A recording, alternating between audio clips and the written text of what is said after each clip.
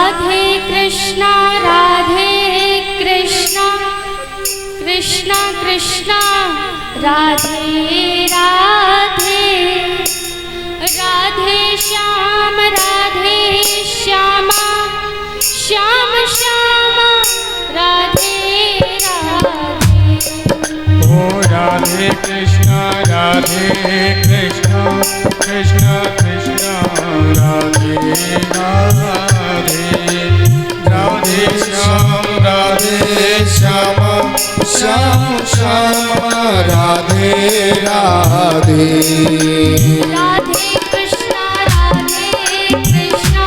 कृष्णा कृष्णा राधे राधे, राधे श्याम श्याम श्याम राधे राधे। ओ राधे कृष्णा कृष्णा कृष्णा राधे राधे, राधे श्याम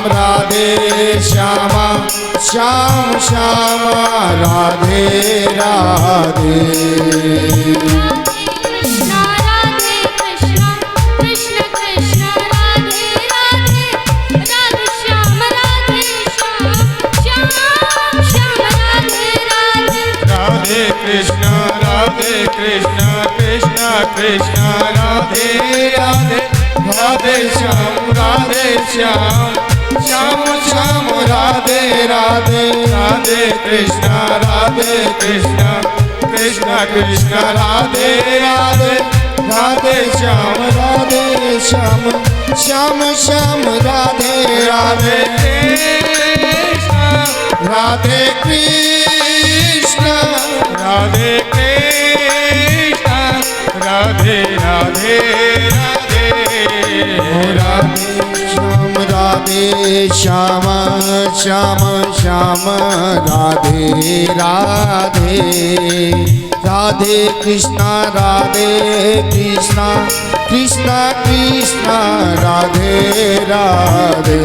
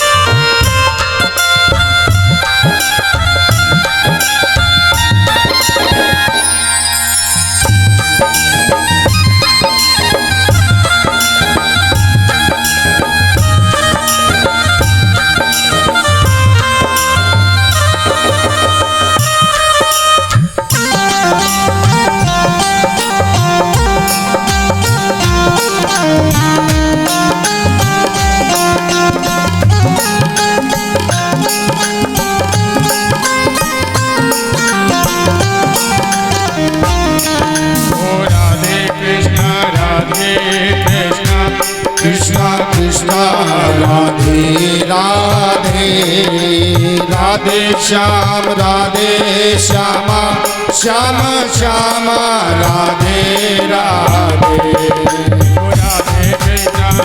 राधे कृष्णा कृष्णा राधे राधे,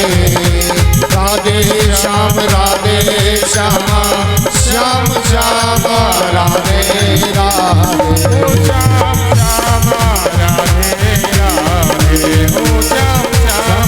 राधे राधे, बोलिए भाग्य बिहारी लाल की जय हो। जय जय श्री राधे बोलिए कृष्ण कन्हैया लाल की जय हो। सावरिया सेठ की जय हो। आइए कथा प्रारंभ करते हैं, पर उससे पहले होमवर्क। कल मैंने कहा था ना कि ध्यान से कथा सुननी है, तो बताइए कल कौन कौन सी कथा हुई। वैसे कल तो संख्या कम थी भक्तों की, आज ज्यादा है, पर कुछ भक्त लग रहे हैं कि जो कल आए थे वो बताएंगे कि कल कौन कौन सी कथा हुई थी। बताइए। रसखान जी की कथा। Very good. और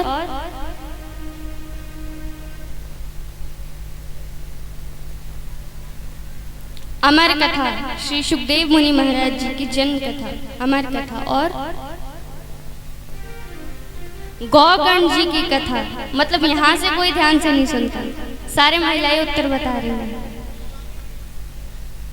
धुंधकारी गौकड़ एक ही कथा है, वो भाइयों के नाम थे। और बताइए।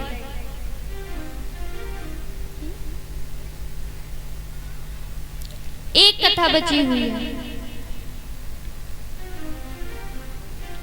सूत जी की कथा, जिसमें शौनकादिक ऋषि श्री सूत जी महाराज से प्रश्न पूछते हैं।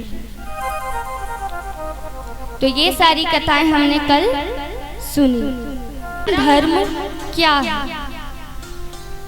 कोई कहता है कि काशी में जाके तपस्या करो, वो धर्म है।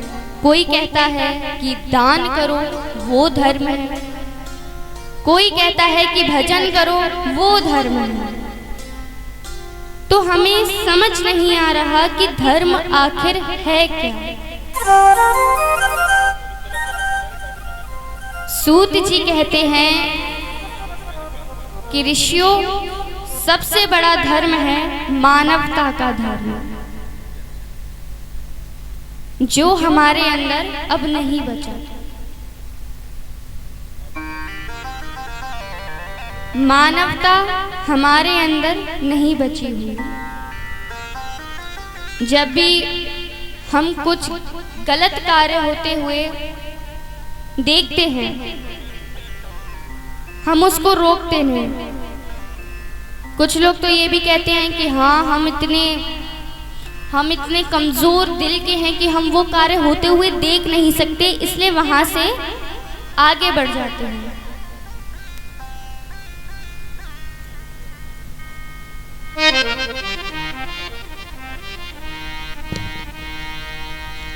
सभी भक्त तालियों के साथ स्वागत करें।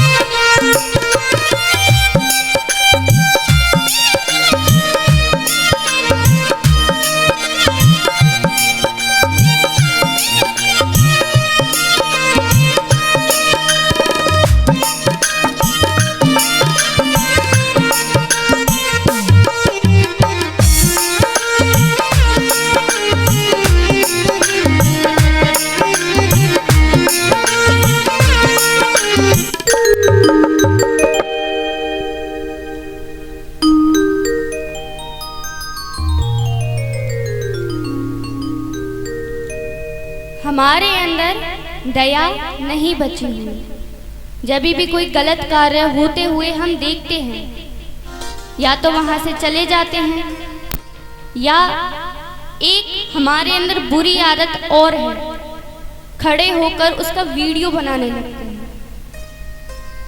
और ये सबसे बुरी आदत है। उस कार्य को आप रोक नहीं सकते, पर उसका वीडियो आप बना लेते हैं। तो मानवता इंसान के अंदर नहीं बची हुई।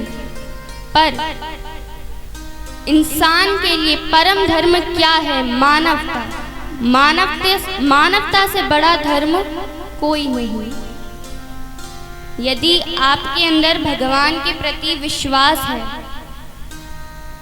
तो आप परिक्रमा ये सब ना करते हुए भी अपने धर्म को बचा रहे हैं।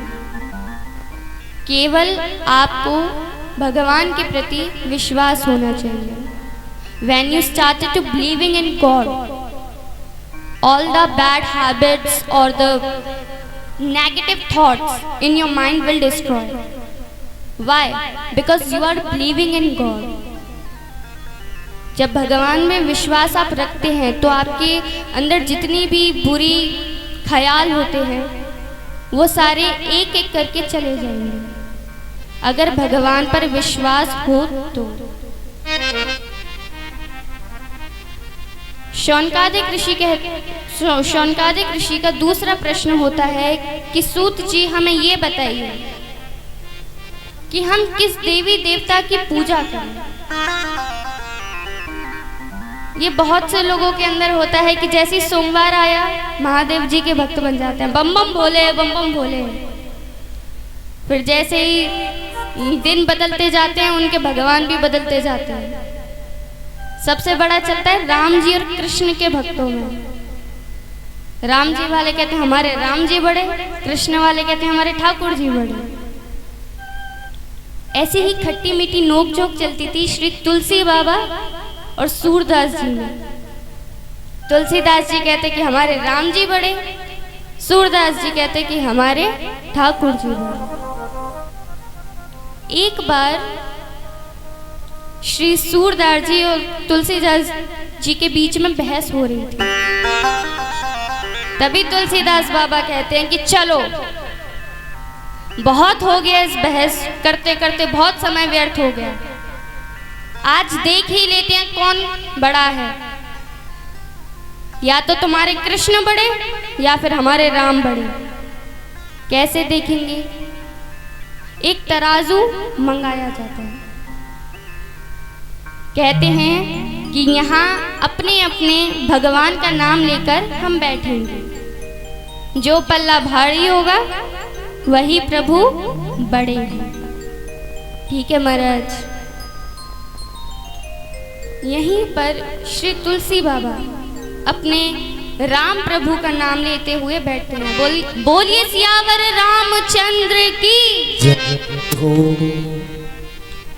तभी तुलसीदास बाबा एक पल्ले में बैठ गए और सूरदास जी महाराज वो भी जयकारा लगाते हुए बोलिए बाल कृष्ण की। अब सूरदास जी तो ऊपर रह गए और तुलसी बाबा नीचे रह गए।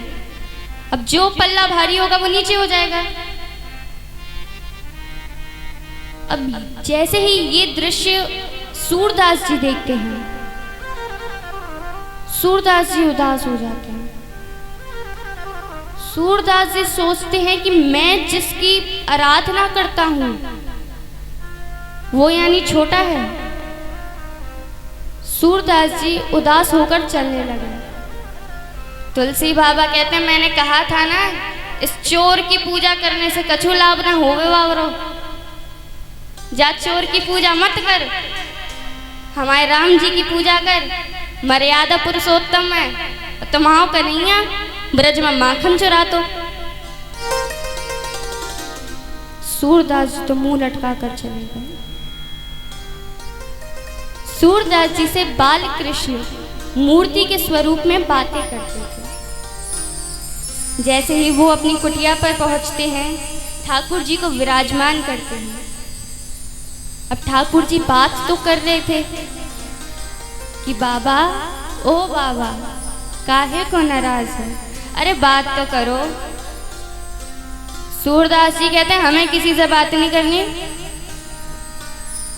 आज हम वैसे तुम्हें इतना पूछते रहते हैं, पर जब आज तुम्हें उस पूजा का परिणाम दिखाना था तो क्या परिणाम दिखाया? ठाकुर जी कहते हैं कि बाबा गलती तुम्हारी है और डकरा हम पे रहे हो। क्यों? क्योंकि गलती हमारी कैसे हुई? अच्छा एक बात बताओ, आप लोग बताएं। तुलसीदास जी जब पढ़ने में बैठते हैं तो क्या कहते हैं? किसका जयकारा लगाया था? सियावर रामचंद्र की जय। यानी पहले तो सीता माता, फिर दूसरे राम जी और तीसरे तुलसी बाबा। कितने लोग हुए? कितने लोग हुए? 3 लोग। अब तुम बताना, तुमने कौन सा जयकारा लगाया था? सूरदास जी ने कौन सा जयकारा लगाया था? बोलिए बाल कृष्ण की। अरे हमारा नाम लिया वो भी बाल स्वरूप का, बालक का तो वजन वैसे ही कम होवे। तो सूरदास जी कहते हैं अच्छा ये बात है, तभी मैं सोचूं मेरा कृष्ण छोटा हो ही नहीं सकता। सूरदास जी ने अपने लड्डू गोपाल जी उठाए, डाले झोला में और गए तुलसी बाबा के यहाँ पर। ओ तुलसीदास जी बाहर आओ, हिसाब में गड़बड़ी हो गई थी, दोबारा हमें चेक करनी है। तुलसी बाबा बड़े होशियार हैं। तुलसीदास जी कहते हैं कि ये जिसने तुम्हें लिखा पढ़ा के भेजा है ना, उससे जाकर कहो हिसाब एक बार ही होवे, 2-2 3-3 बार हिसाब ना होवे। हमारे राम जी बड़े, यानी हमारे राम जी बड़े। सूरदास जी मुंह लटका कर चलने लगे। तभी पीछे से श्री तुलसी बाबा गले लगाते और कहते हैं अरे ना तुम्हारे कृष्ण बड़े ना हमारे राम, दोनों ही एक बराबर हैं। राम कृष्ण दो एक हैं, अंतर नहीं निमेष, इनके नयन गंभीर तो उनके चपल विशेष। राम जी और कृष्ण जी में कोई अंतर नहीं, बस क्या है कि राम जी की नयन जो है बड़े गंभीर हैं, वो बड़े गंभीर स्वभाव के हैं। पर यहीं पर जो हमारे ठाकुर जी हैं वो बड़े शरारती हैं, बड़े नटखट हैं। उनके नेत्र एक सेकंड तक एक जगह टिक नहीं सकते, इधर उधर चलते ही रहेंगे। तो मानव के लिए परम देवता कौन है, किसकी आराधना करनी चाहिए? तभी श्री सूत जी क्या कहते हैं, यथात्र मूलः निशच नयनः तृप्तयन्ति तत्स्कंद भुजोप शाखा। देखिए भागवत में बड़ी ज्ञान की बातें हैं, इसलिए आपको उदाहरणों के साथ मैं समझाऊंगी। एक वृक्ष है, वृक्ष पर कई डालियां होती हैं, कई पत्ते होते हैं, कई फल होते हैं, परंतु जड़ एक ही होती है। इसी प्रकार ये जितने भी देवी देवता हैं, ये सब उस वृक्ष की जड़ें, पत्ते, फल इत्यादि हैं। जड़ कौन है? केवल श्री कृष्ण। तो पूजा किसी की भी करो, मन में विश्वास होना चाहिए। तभी शौनकादिक ऋषि तीसरा प्रश्न पूछते हैं। शौनकादिक ऋषि कहते हैं कि प्रभु हमें ये बताइए भगवान के कितने अवतार हुए? यहाँ पर कितनों को पता है ठाकुर जी के कितने अवतार थे? अच्छा, यहाँ से तो उत्तर आते ही नहीं है, एकदम शक्ल देखते रहेंगे कि हाँ वो बता ही देंगे। भगवान के कितने अवतार थे, कितनों को पता है?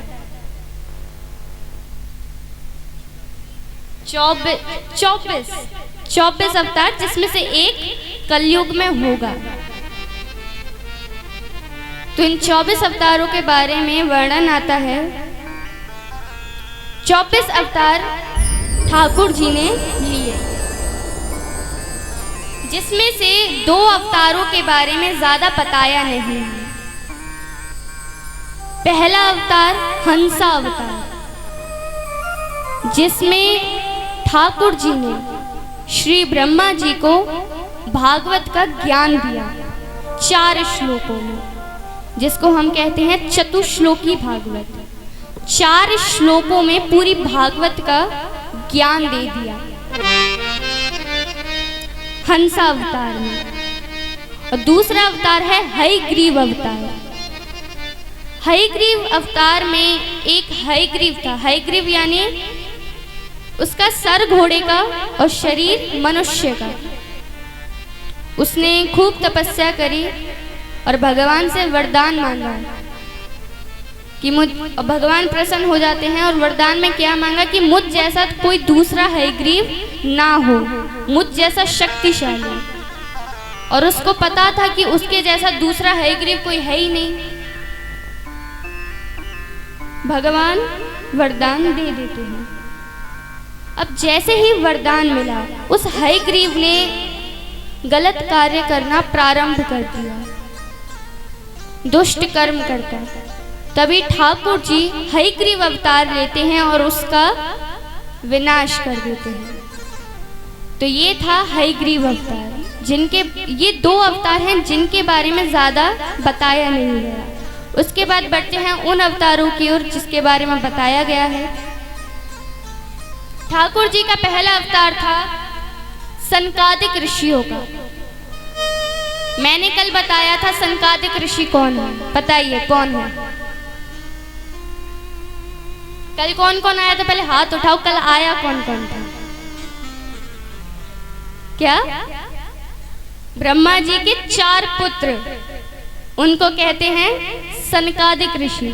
सनक, सनंदन, सनातन और सनक कुमार मिलाकर हुए सनकादिक ऋषि। पहला उत्तर आया यहाँ से, तो तालियां बजाइए, तालियां बजाइए, पहली बार उत्तर आया।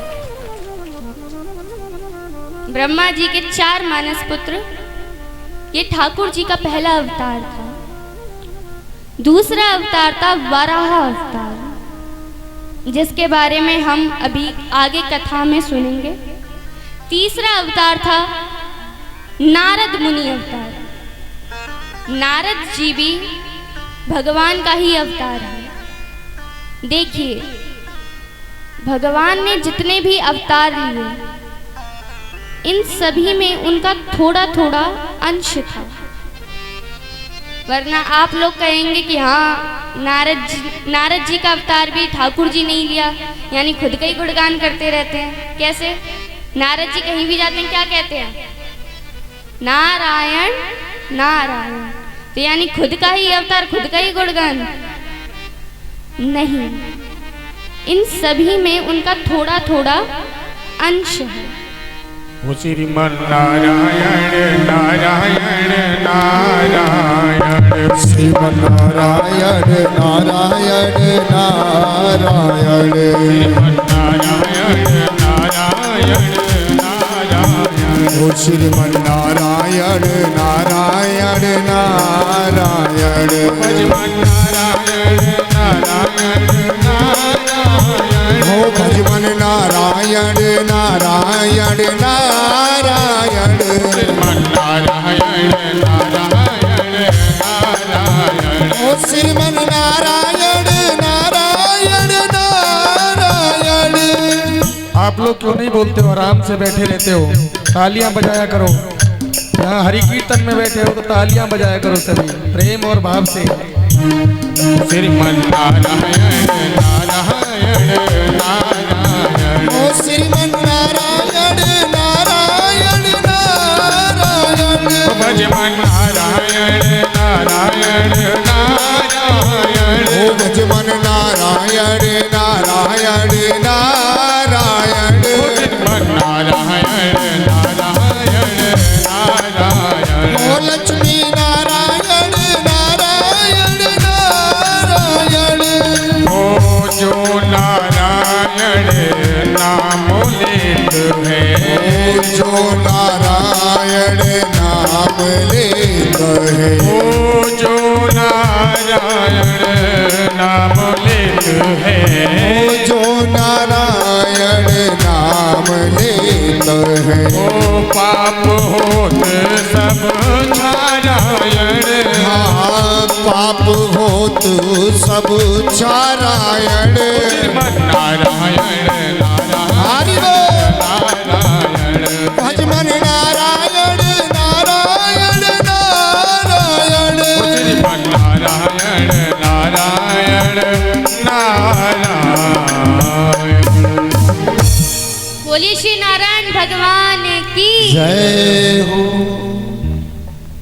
तो महाराज, ठाकुर जी का तीसरा अवतार है नारद जी, चौथा अवतार है नर नारायण, पांचवा अवतार श्री कपिल देव मुनि, छठा अवतार दत्तात्रेय अवतार। देखिए कुछ अवतारों के बारे में मैं आपको अभी विस्तार में बताती हूँ। जैसे कि दत्तात्रेय अवतार, ऋषि अत्रि और माता अनुसुईया। माता अनुसुईया उस समय बहुत कठोर पतिव्रता धर्म का पालन कर रही थी। वैसे तो उस समय हर नारी पतिव्रता धर्म का पालन करती ही थी, परंतु माता अनुसुईया ने इतने कठिन पतिव्रता धर्म का पालन करा कि हर जगह उनके उस धर्म का डंका बज रहा था। और नारद जी महाराज, उनको तो बस आग लगाने का मौका ही चाहिए। तो नारद जी पहुंच गए तीनों देवियों के पास। अच्छा बताइए, 3 देवियां कौन कौन हैं?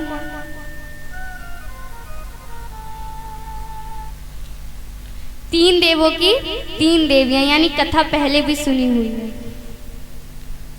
ब्रह्माणी, लक्ष्मी जी और पार्वती माता। 3 देवों की 3 देवियां। तीनों के पास पहुंच गए नारद जी और तीनों के पास जाकर माता अनुसुईया की बड़ी प्रशंसा करने लगे। तीनों देवियां कहती हैं, ठीक है, माना कि पतिव्रता धर्म का पालन करती हैं, पर क्या हमसे भी ज्यादा कठोर पतिव्रता धर्म का पालन करती हैं? नारद जी कहते हैं, धड़ तो आपसे भी ज्यादा बड़ा पतिव्रता धर्म का पालन करती हैं, और हर जगह उनके उस धर्म का डंका बज रहा है। तीनों देवियों को वो बात अच्छी नहीं लगी। जैसे ही तीनों देव घर पर पहुंचते हैं, वो जाती हैं और कहती हैं कि जाइए माता अनुसुईया का पतिव्रता धर्म का पालन जो है उसे भंग कर आइए। तीनों देव जाने लगे। अब कुछ लोग सोचेंगे कि ऐसे कैसे जाने लगे, समझा नहीं सकते थे? देखिए, कुछ बातें समझाई नहीं जाती, वो काम करके दिखाना पड़ता है। जैसे यहाँ पे कितने अभी स्टूडेंट्स बैठे होंगे, उनके स्कूल में जब टीचर समझाती है तो इतना समझ नहीं आता, फिर जब टीचर प्रैक्टिकल करके दिखाती है तब जाके समझ में आता है। तो वैसे ही तीनों ने सोचा कि यहाँ पर समझाने से बात इनको समझ नहीं आएगी, तो तीनों चले जाते हैं कि काम करके ही दिखाना पड़ेगा। साधु का वेशभूषा बनाया और माता अनुसुईया के घर पर जाकर आवाज लगाते हैं, भिक्षाम देहि। माता आती हैं फल इत्यादि लेकर। तीनों ऋषि कहते हैं कि नहीं माता, हमें ये फल इत्यादि नहीं चाहिए, हमें कुछ और चाहिए। माता सोचती हैं, ठीक है, लगता है ऋषियों को मेवा मिष्ठान इत्यादि खाना होगा, मैं दे दूंगी। ऋषि कहते हैं, ऐसे नहीं तो कैसे? आप वचन दीजिए, जो हम मांगेंगे आप वो देंगे। माता को लगा ऋषि हैं, ज्यादा से ज्यादा कुछ खाने में बढ़िया ही मांग लेंगे। ठीक है महाराज, वचन दे दिया। तीनों ऋषियों को अंदर बैठाती हैं और पूछती हैं, बताइए आपको क्या चाहिए? तीनों ऋषि कहते हैं कि हमें हमारा मन पसंदीदा भोजन खिलाइए, परंतु किस अवस्था में? जिस अवस्था में आप अपनी माता के गर्भ से बाहर निकली थी, यानी नग्न अवस्था। माता को बड़ा क्रोध आता है। माता कहती है, आपको पता नहीं मैं पतिव्रता धर्म का पालन करती हूँ?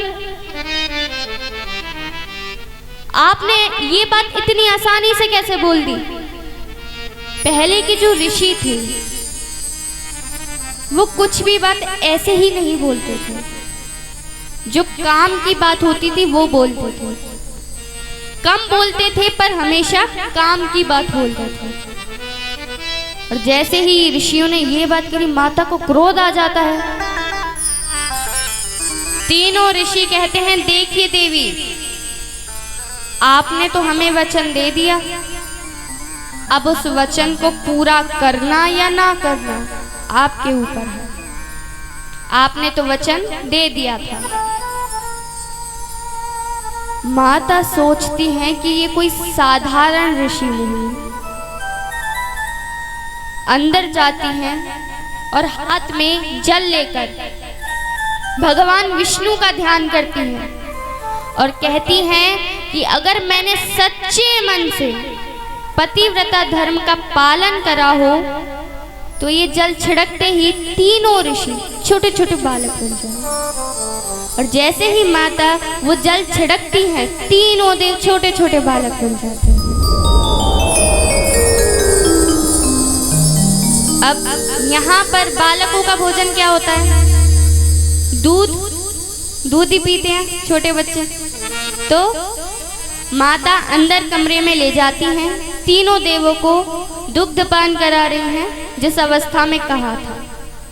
आइए, बड़ा ही प्यारा सा भजन। कौन कौन चाहता है कि उनके घर में भी ठाकुर जी छोटे छोटे बालक बनकर रहें? हर कोई चाहता है। तो मीठी मीठी तालियों के साथ। माता अनुसुईया ने टाल दिया पालना, माता अनुसुईया ने डाल दिया पालना, झूल रहे तीन देव बन करके लालना, झूल रहे तीनों देव बन करके लालना। माता अनुसुईया ने डाल दियो पालना, माता अनुसुईया ने डाल दिनो पालना। वो झूल रहे तीनों देव बन करके लालना, वो झूल रहे तीनों देव बन करके लालना, झूल रहे तीनों देव बन करके लालना। हाँ, झूल रहे तीनों देव बन करके लालना।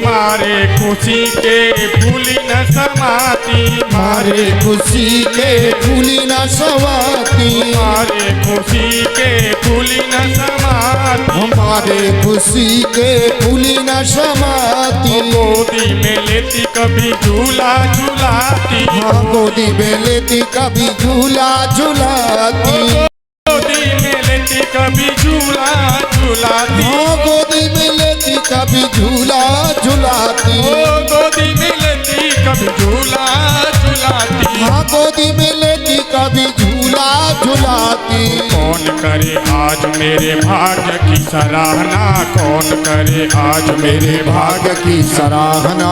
झूल रहे तीनों देव बन करके लालना, वो झूल रहे तीनों देव बन करके लालना।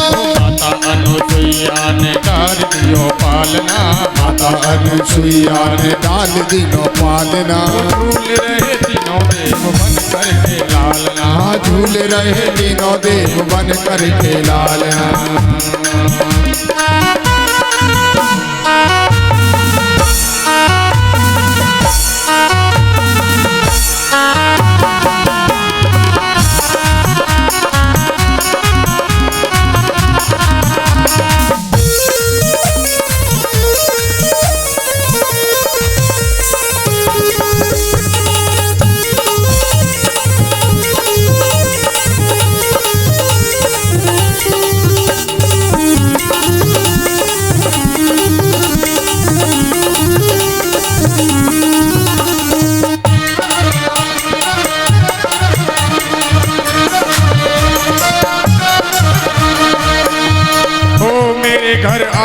मुझे देते बढ़ाई, मेरे घर आए मुझे देते बढ़ाई। जान गई हूँ इनकी चतुराई, हो जान गई हूँ इनकी चतुराई, हाँ जान गई हूँ इनकी चतुराई। ओ जान गई हूँ इनकी चतुराई, हो जान गई हूँ इनकी चतुराई। ओ सतियों में इनकी है ऐसी भावना, सतियों में इनकी है ऐसी भावना, झूल रहे तीनों देव बन करके लालना, वो नाच रहे तीनों देव बन करके लालना। माता अनुसुईया ने डाल दियो पालना, माता अनुसुईया ने डाल दिनो पालना।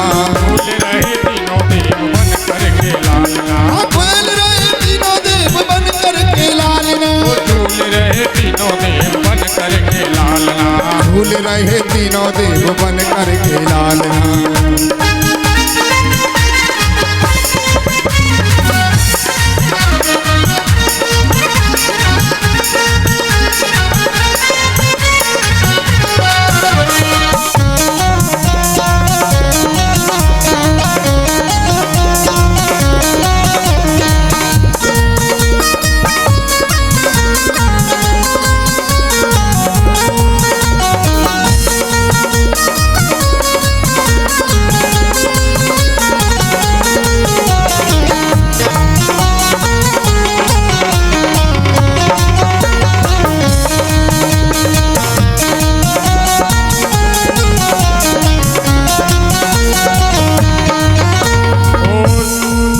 लोक छोड़ आज मृत्यु लोक से धारे, स्वर्ग लोक छोड़ मृत्यु लोक से धारे, स्वर्ग लोक छोड़ मृत्यु लोक सिधारे। ऋषियों की कुटिया में करते गुजारे, ऋषियों की कुटिया में करते उजाले। ऋषियों की कुटिया में करते गुजारे, ऋषियों की कुटिया में करते उजाले। ऋषियों की कुटिया में करते गुजारे, हाँ ऋषियों की कुटिया में करते उजाले। ऋषियों की कुटिया में करते गुजारे, ऋषियों की कुटिया में करते उजाले। सती के सामने नष्ट भई कामना, सती के सामने नष्ट भई कामना, झूल रहे तीनों देव बन करके लालना, वो झूल रहे तीनों देव बन करके लालना। माता अनुसुईया ने डाल दियो पालना, माता अनुसुईया ने डाल दिनो पालना। झूल रहे तीनों देव बन करके लालना, झूल रहे तीनों देव बन करके लालना। झूल रहे तीनों देव बन करके लालना। झूल रहे तीनों देव बन करके लालना। उठा लिए सभी अपने अपने हाथ ऊपर, जिसको भगवान ने तो हाथ दिए हैं और जिनको नहीं दिए उनसे हम बोलेंगे नहीं। जिनको दिया ऊपर ही ऊपर ताली बजनी चाहिए, मीठी मीठी तालियों के साथ सभी भाव से। ओ माता अनुसुईया ने डाल दियो पालना, ओ माता अनुसुईया ने डाल दियो पालना। ओ माता अनुसुईया ने डाल दियो पालना, ओ माता अनुसुईया ने डाल दियो पालना। ओ माता अनुसुईया ने डाल दियो पालना, ओ माता अनुसुईया ने डाल दियो पालना। ओ माता अनुसुईया ने डाल दियो पालना, ओ माता अनुसुईया ने डाल दियो पालना। बोलिए बाके बिहारी लाल की जय हो, जय जय श्री राधे, जय जय श्री राधे। बोलिए माता अनुसुईया की। तो महाराज यहाँ पर तीनों देव छोटे छोटे बालक बने हुए हैं। अब तीनों पति घर पर नहीं पहुंचे, माता को चिंता होने लगी। नारद जी को बुलाते हैं। नारद जी पहुंचते हैं। नारद जी से पूछती है कि हमारे पति कहाँ पर हैं? आपके पति नीचे छोटे छोटे बालक बने हुए हैं, अता पता कुछ रहता नहीं है, भेज देती हैं ऐसे ही, अब जाइए। तब तीनों देवियों को उनकी गलती महसूस होती है और माता अनुसुईया के घर में विनती लेकर जाती हैं कि माता हमें हमारे पति वापस कर दो। माता कहती हैं ले जाओ। कह रहे ऐसे कैसे ले जाओ, ये तो छोटे छोटे बालक हैं। तभी तीनों अपनी अवस्था में आते हैं और जा रहे थे। तभी माता अनुसुईया कहती हैं कि आप तीनों को खिलाकर मेरा मन तो नहीं भरा। तीनों देव कहते हैं कि हमारा मन भी नहीं भरा। आपने इतने प्यार से हमें लाड लड़ाया। तो तीनों के अंशों से माता अनुसुईया के 3 पुत्र होते हैं। ब्रह्मा जी के अंश से चंद्रमा, महादेव जी के अंश से दुर्वासा ऋषि और ठाकुर जी के अंश से दत्तात्रेय भगवान। बोलिए दत्तात्रेय भगवान की जय हो। 7वां अवतार ठाकुर जी का था, यज्ञ भगवान का। यज्ञ भगवान का अवतार ठाकुर जी का 7वां अवतार था। 8वां अवतार ऋषभ देव जी का अवतार। 9वां अवतार राजा पृथु का अवतार। 10वां अवतार मत्स्य अवतार, जो ठाकुर जी समुद्र मंथन में लेंगे। मत्स्य अवतार। 10वां अवतार कच्छप अवतार। 11वां अवतार कच्छप अवतार। 12वां अवतार धन्वंतरी अवतार। इस अवतार में ठाकुर जी ने हमें औषधियों का ज्ञान दिलाया। All the medical science and all the medical students which are learning of the medicines and the how to do surgeries, it all started from the Dhanvantri ji. He was the first physician of our India, not of our India. He was the first physician of whole world. आज जितनी भी दवाइयाँ बिक रही हैं, जितनी भी surgeries, ये जितना भी मेडिकल साइंस है, सब इन्हीं से प्रारंभ हुआ था। इन्होंने ही हमें औषधियों का ज्ञान दिलाया था। जैसे कि इन्होंने 3 बातें बताई थी। अगर उन 3 बातों का ध्यान आप अपने जीवन में करेंगे तो आपको कभी डॉक्टर के पास नहीं जाना पड़ेगा। यहाँ पर कितने हैं जिनका आधा सबसे ज्यादा जीवन निकल ही गया, अब अंतिम चरण पर है, बस निकल गया, अब क्या है। पर उन 3 बातों का ध्यान अगर आप अपने बच्चों में डालें तो कभी डॉक्टर के पास नहीं जाना पड़ेगा। अब चोट लग जाए उसकी बात अलग है, कोई रोग नहीं होगा। कौन सी बातें? कि सुबह उठकर ही जल का सेवन, सुबह उठते ही जल का सेवन करें। दोपहर में दूध या दोपहर में दही या छाछ का, और रात में दूध का सेवन। अगर ये 3 बातें आपने अपने जीवन में उतार ली तो आपको कभी डॉक्टर के पास नहीं जाना पड़ेगा।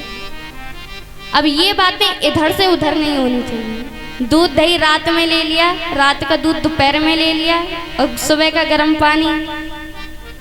फिर कहेंगे किशोरी जी ने तो कहा था।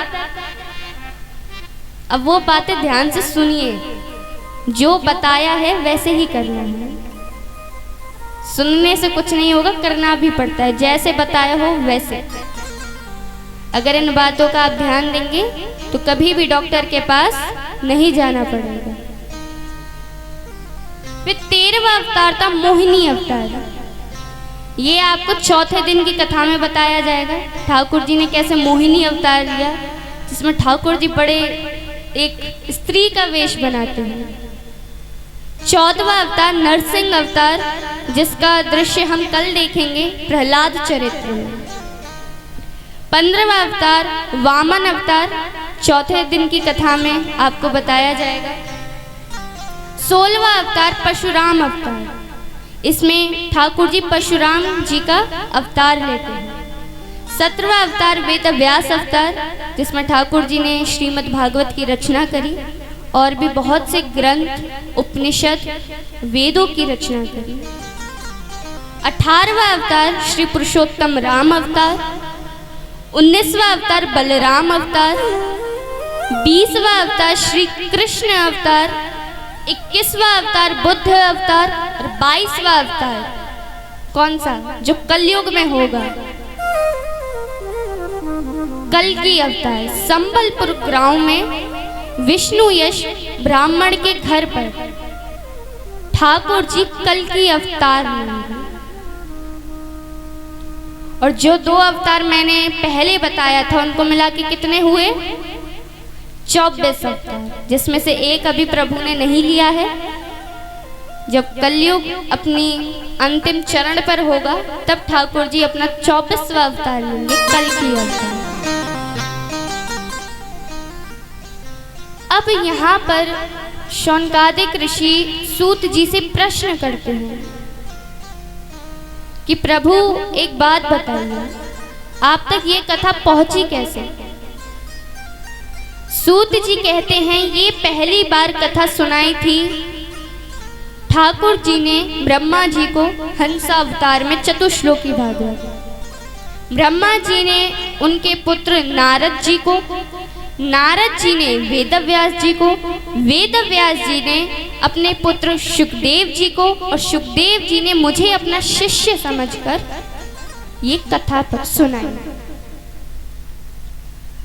शौनकादिक ऋषि डाउट में आ जाते हैं। वो कहते हैं कि प्रभु हंस अवतार में प्रभु ने ब्रह्मा जी को बताई, ब्रह्मा ने नारद जी को बताई। समझ में आता है क्योंकि बात ऊपर ही ऊपर चल रही है। अब ऐसा क्या हुआ कि नारद जी को पृथ्वी पर आकर वेदव्यास जी को कथा सुनानी पड़ी? आपको कोई हम बात बताएंगे, अच्छी बात, ज्ञान से रिलेटेड, आप किसको बताएंगे? अपने घर वालों को, रिश्तेदारों को, दोस्तों को। ये थोड़ी ना मंगल ग्रह पर जाकर बताने लग गए जीवों को। तो ऐसा क्या हुआ कि नारद जी को पृथ्वी पर आकर वेदव्यास जी को कथा सुनानी पड़ी? तभी सूत जी बताते हैं, एक बार वेदव्यास जी बड़े दुखी थे, वो चिंतित थे। अगर मैं आपसे पूछूं सच्चा संत कौन है तो आप क्या बताएंगे? संत की परिभाषा क्या है? डेफिनेशन क्या है? कल मैंने पूछी थी डेफिनेशन सत्य, आनंद, चित्त। अब संत की परिभाषा क्या है?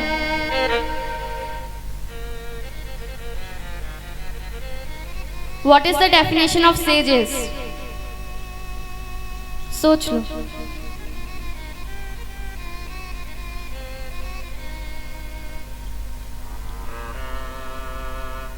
एक संत बड़ा ही साधारण होता है। संत की परिभाषा कोई वेशभूषा नहीं। हमने संतों को किस रूप में मान लिया है कि वेशभूषा में, पीले वस्त्र पहना हुआ है तो ये संत है। नहीं, संत किसी भी वेशभूषा का नाम नहीं। तो संत क्या है? संत के जीवन में कुछ भी चल रहा हो वो साधारण ही रहते हैं।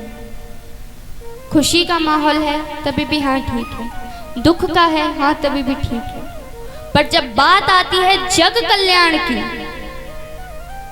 तब संत चिंतित होते हैं। संत को केवल अपने प्रभु और जग की चिंता रहती है। उनके जीवन में जो भी चल रहा हो उनको उससे कुछ भी लेना देना नहीं।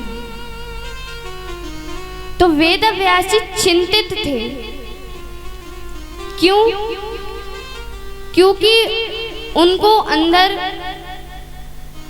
एक कहते हैं ना कि आपने कुछ भी काम किया हो और आपको अंदर संतोष ना मिले, उनको अंदर संतोष नहीं मिल रहा था। कैसा कि मैंने इतने वेदों की रचना करी, इतने उपनिषदों की रचना करी, ग्रंथों की रचना करी, तभी भी मुझे अंदर संतोष नहीं है। ऐसा लग रहा है अभी कुछ और करना बाकी है। तभी नेत्र बंद करते हैं और देखते हैं कि मैंने जो इतने कार्यों की रचना करी है इससे जीव का कल्याण हो रहा है या नहीं हो रहा। नेत्र बंद कर कर देखा तो जीव तो अपने ही दुनिया में मस्त है। सुबह उठो, नौकरी पर जाओ, घर आए, घर खाना खाया, सो गए, पूजा पाठ भी नहीं करता व्यक्ति। जीवन जैसा चल रहा है वैसे ही चल रहा है, पूजा पाठ से कुछ लेना देना नहीं। मैंने इतने ग्रंथों की रचना करी, जीव को तो उससे बिल्कुल भी कल्याण नहीं हो रहा। तो क्या करूं? सेटिस्फैक्शन देखिए बहुत लोगों के जीवन में नहीं होता। A satisfied life is better than a successful life. Why? If you got success, it doesn't mean that all the happiness will come in your pocket. But if you are living a satisfied life, then all the happiness came in your pocket. व्यक्ति सफल हो जाए, उसके बाद उसके जीवन में खुशियां ही आए, ये संभव होना थोड़ा मुश्किल है। परंतु अगर आपके अंदर अपने जीवन के प्रति संतोष है तो जितनी भी खुशियां हैं आपको महसूस होने लगेंगी। कितने लोग हैं जो सफल तो हो गए हैं पर उनको उनके जीवन में संतोष नहीं है। तो वेद व्यास जी रोने लगे कि मैंने इतने ग्रंथों की रचना करी और जीव का कल्याण नहीं हो रहा। जीव अपना जीवन ऐसे ही जी रहा है। और एक भक्त रो रहा था। प्रभु अपने भक्त को रोते हुए कभी भी नहीं देख सकते। तभी ठाकुर जी नारद जी को वेद व्यास जी के पास भेजते हैं। नारद जी जाते हैं और पूछते हैं कि आप रो क्यों रहे हैं? तभी वेद व्यास जी कहते हैं कि मैंने इतने ग्रंथों की रचना करी, इतने उपनिषदों की रचना करी, जीव को इससे कुछ फर्क नहीं पड़ रहा। अंदर ऐसा लग रहा है कि अभी कुछ और करना बाकी है। तभी नारद जी कहते हैं आपने ग्रंथों की रचना करी, उपनिषदों की रचना करी, सब में ज्ञान था और कलयुग में ज्ञान सुनने वाला नहीं मिलेगा। जैसा कि मैंने कल बताया था, भीड़ सबसे ज्यादा कथा में कब कम होती है? पहले दिन। क्यों? श्रीमद् भागवत का महत्व बताया जाता है, ज्ञान की बातें। और कलयुग में ज्ञान सुनने वाला कोई भी नहीं है। आपने जो भी लिखा सब था ज्ञान। अब आप एक ऐसे ग्रंथ की रचना करो जिसमें ठाकुर जी की लीलाओं का वर्णन हो, जिसमें ठाकुर जी ने अपना जीवन कैसे जिया, उनके जीवन से क्या सीख मिलती है, कितने अवतार लिए, इन सब के बारे में बताओ। और ये सब सुनने वाले कलयुग में बहुत मिलेंगे, जो है श्रीमद् भागवत। मैं तो कहूंगी कि धर्म सिर्फ श्रीमद् भागवत की वजह से ही बचा हुआ है, वरना व्यक्ति अपनी पर्सनल लाइफ में इतने बिजी हो गए हैं कि भगवान के लिए समय भी नहीं, मुश्किल से 3 घंटे भी नहीं निकाल सकते कथा के लिए। व्यक्ति इतने बिजी हो चुके हैं और ये बात सत्य है। इसका मतलब ये नहीं कि आप सब त्याग दें, अपनी पर्सनल लाइफ भी जिए, पर ये सब जानते हुए सब एंजॉय करो कि हाँ सच भगवान है, भगवान के बिना कुछ भी नहीं। तभी वेद व्यास जी नारद जी से पूछते हैं कि मैं क्या करूं? तो वो कहते हैं आप श्रीमद् भागवत की रचना करो। इसको सुनने वाले कलयुग में बहुत हैं, सुन ही रहे हैं। आज चौथे दिन और भी सुनेंगे, सबसे ज्यादा भीड़ चौथे दिन ही आएगी। तभी वेद व्यास जी महाभारत के प्रसंग से लिखना प्रारंभ करते हैं। महाभारत का प्रसंग 7वें दिन विस्तार में बताया जाएगा, अभी मैं आपको संक्षेप में बताती हूँ। युद्ध समाप्त हो चुका है, अधर्म की हार हुई, धर्म की जीत। दुर्योधन कुरुक्षेत्र की भूमि में अधमरी हालत में लेटे हुए हैं, मृत्यु नहीं आ रही है। तभी उनके मित्र उनके पास पहुंचते हैं, अश्वत्थामा, कह रहे मित्र अब तो सब खत्म हो गया, तुम्हारी मृत्यु क्यों नहीं हो रही? वो कहते हैं कि मुझे एक बात सता रही है। कौन सी बात? अरे हम इतने कौरव थे और वो 5 पांडव थे, 5 पांडवों ने हम कौरवों को हरा दिया और 5 पांडवों में से एक भी पांडव नहीं मरा। अब मैं कहती हूँ संसार के दिमाग से सोचना, क्यों कथा में आके तो भक्ति भावी चलते हैं, सबके राधे ही राधे होती है। एक टीम में 5 लोग हैं, दूसरी में 100, बताइए कौन जीतेगा? 100 लोग जीतेंगे बोला तो सांसारिक दिमाग से सोचिए, परंतु उधर 5 पांडव थे वो जीत गए और 100 के 100 कौरव मारे गए।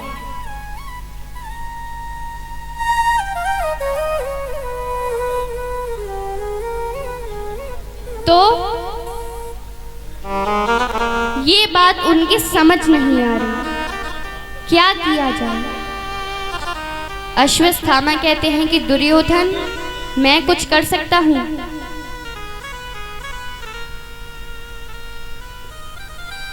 कि अगर तुम कुछ कर सकते हो तो एक कार्य करो। कौन सा? कि मुझे 5 पांडवों के कटे हुए सर लाकर दिखा दो, मेरी मृत्यु हो जाएगी। अश्वत्थामा जाते हैं रात के समय में, शिविर लगे हुए थे, रात का समय था तो उनको इतने ध्यान से दिखाई नहीं दे रहा था। तो वो पांडवों के शिविर की जगह उनके 5 पुत्रों के शिविर में घुस जाते हैं, तलवार निकालते हैं। रात का समय था, किसी के मुख नहीं दिख रहे, बस ये इतना दिख रहा है कि हाँ 5 लोग लेटे हुए हैं। तलवार निकाली और इन 5 की मृत्यु हो गई, उनके सर काट दिए और एक परात में वो सर सजाकर ऊपर से कपड़ा ढक देते हैं और ले गए। अब दूर से दुर्योधन देख रहा है कि हाँ एक थाल में 5 सर आ रहे हैं, प्रसन्न हो गया। जैसे ही कपड़ा हटाया दुर्योधन रोने लगता है। दुर्योधन कहता है अरे इनको क्यों मार दिया? अरे यही तो थे जो हमारे जाने के बाद हमारा श्राद्ध करते, पिंड दान करते।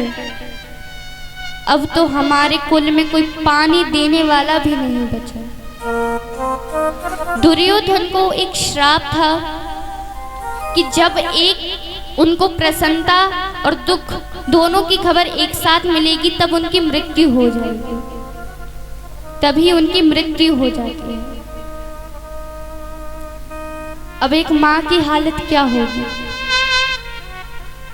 आज एक माँ का एक बच्चा बीमार हो जाता है तो पूरी रात वो जाग कर काटती है और वहां उनके 5 पुत्र, उनकी मृत्यु हो गई।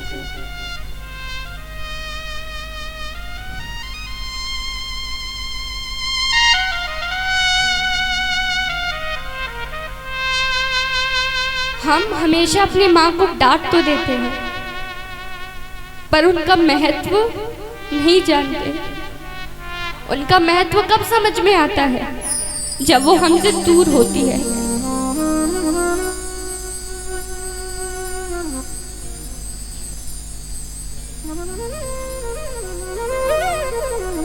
अपनी माँ को कभी भी डांटो मत, वो आपकी डांट सुन लेगी पर कोई दूसरा जीव आपकी डांट नहीं सुन सकता। एक माँ के बिना जीवन कैसा होता है? यहाँ पर कितने जानते होंगे जो अपनी माँ से दूर हैं।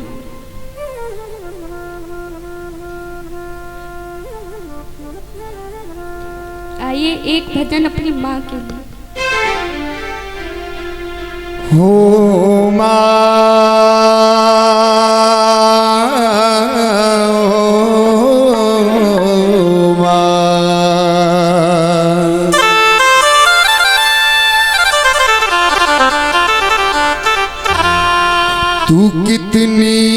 अच्छी है, तू कितनी प्यारी है, प्यारी प्यारी है। ओ माँ, ओ माँ, ओ माँ, मेरी माँ।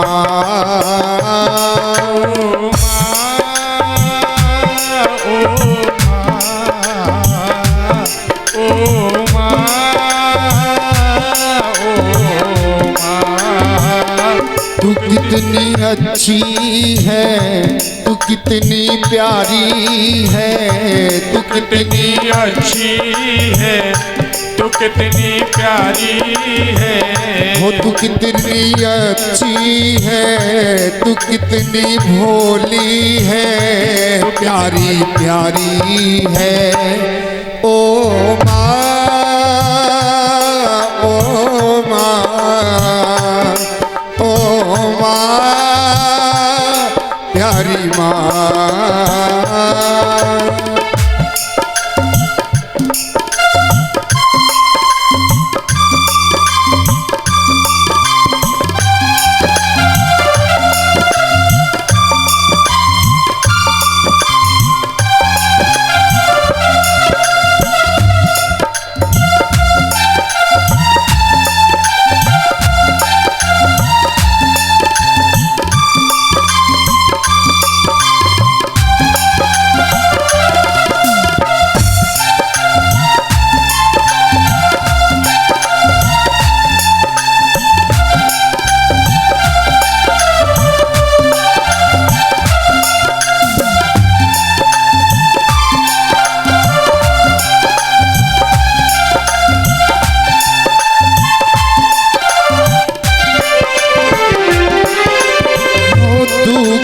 लागी माँ तेरी अखियाँ, दुखन लागी माँ तोरी अखियाँ।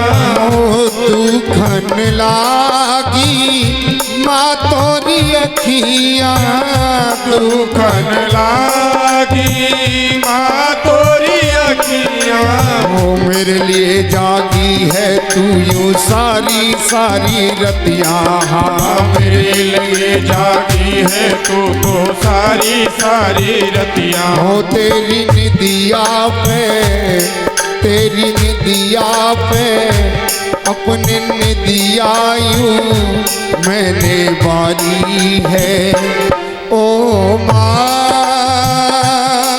ओ माँ, मेरी माँ, प्यारी माँ।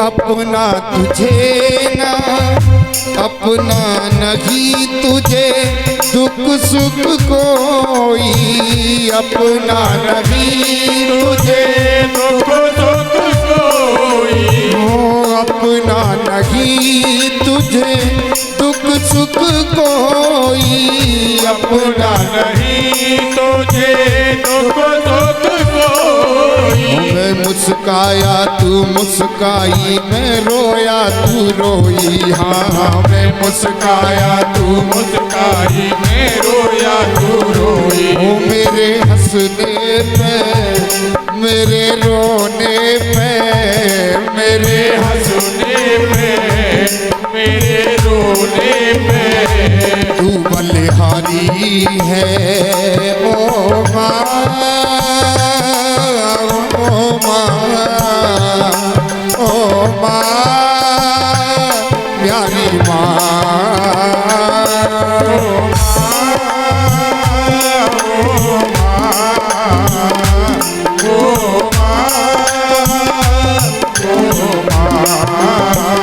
तू कितनी अच्छी है, कितनी भोली है, प्यारी प्यारी है ओ माँ, ओ माँ, मेरी माँ, प्यारी माँ, ओ माँ, प्यारी माँ।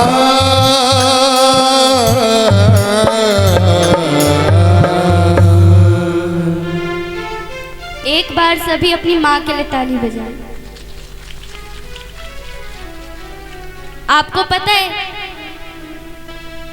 कि जो माँ होती है हम उस पे डांट भी देते हैं, कभी कभी बिना वजह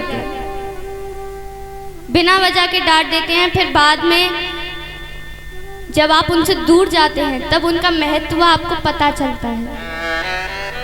आपकी छोटी छोटी बातों पर माँ आपका ध्यान देती है। जब बुखार आता है तो पूरी रात माँ आपके साथ जागती है। क्योंकि आप उनके बच्चे हो, इसलिए। तो कभी भी अपनी माँ से ऊंची आवाज में बात ना कर। एक माँ के बिना जीवन बहुत मुश्किल होता है। तो यहाँ पर अब सोचिए, इस भजन को सुनकर कितनों की आंखों में आंसू आ गए, अपनी माँ को याद किया। अब वहाँ पर सोचिए उस माता का क्या हाल हो रहा होगा जिसके 5 के 5 पुत्र सबकी मृत्यु हो गई।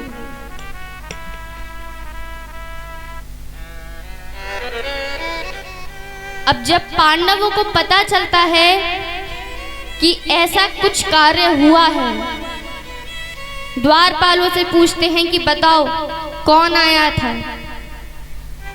द्वारपाल कहते हैं कि प्रभु अश्वत्थामा आए थे, गुरु पुत्र हैं इसलिए हम रोक नहीं पाए, उन्होंने ऐसा ऐसा कार्य किया है। अब अर्जुन जी अश्वत्थामा के केश पकड़कर द्रौपदी जी के सामने लाते हैं और द्रौपदी जी से पूछते हैं कि बताओ क्या हाल करूं मैं इसका। द्रौपदी जी कहती हैं कि इसे छोड़ दो। अर्जुन कहते हैं छोड़ दो? अरे द्रौपदी पागल हो गई हो, इसने तुम्हारे 5 के 5 पुत्र उनके सर काट दिए, तुम कह रही हो छोड़ दो। द्रौपदी जी कहती हैं मैं एक माँ हूं, मेरे आज 5 के 5 पुत्र चले गए तो मुझे पता है कि कैसा महसूस हो रहा है। और ये तो अपनी माँ का इकलौता पुत्र है। एक माँ के तौर पर मैं नहीं चाहती किसी और माँ को ऐसा महसूस हो। और दूसरी बात ये है कि ये एक ब्राह्मण है और ब्राह्मण की हत्या का अपराध बहुत बड़ा होता है। कभी भी ब्राह्मण की हत्या नहीं करनी चाहिए। अर्जुन जी कहते हैं कि छोड़ तो दूंगा, पर इन्होंने इतना बड़ा अपराध करा है इसलिए उनको अपमानित करते हैं। आधे केश कटा दिए। अश्वत्थामा के सर पर एक मणि लगी रहती थी, उस मणि को भी निकाल दिया गया। अश्वत्थामा कहता है कि अर्जुन,